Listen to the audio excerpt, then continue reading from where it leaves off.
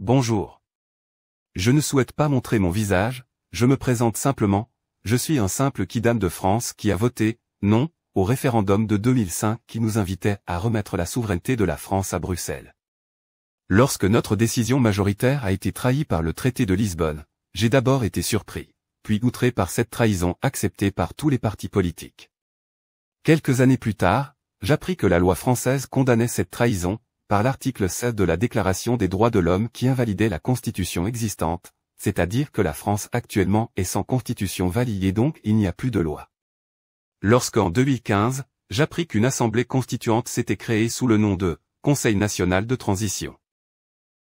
Protégé par le droit international, j'y ai adhéré et entendu son président, Éric Fiorilles, déclarer que, par l'application du droit français, les dirigeants étaient devenus illégitimes du fait de leur crime de haute trahison qui leur valait, pour le moins, d'être arrêtés.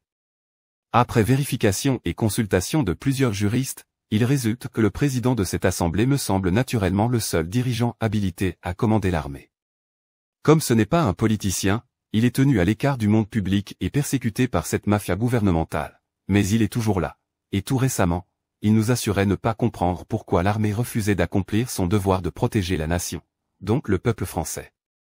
Les militaires savent qu'ils sont dirigés par une mafia menée par un psychopathe et accepteraient d'aller à la guerre donc se sacrifier pour celui-ci, au lieu d'agir pour la paix en appliquant la loi française en France.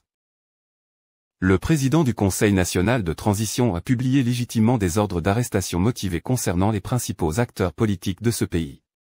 Que attend donc l'armée pour défendre sa nation, le peuple souverain, en arrêtant ses dirigeants mafieux et en facilitant la mise en place de ce conseil dès le 10 septembre 2025, qui permettra au peuple de déterminer une nouvelle constitution, de nouvelles règles pour la France qui profiteront à tout le monde? Si vous aussi pensez qu'il faut en finir avec cette caste politique mafieuse, que nos militaires seraient plus utiles à rétablir l'état de droit en France qu'à aller se faire tuer à l'étranger, faites comme moi. Lisez ce texte sur votre téléphone et enregistrez-le pour le publier sur les réseaux sociaux avec l'image de votre choix.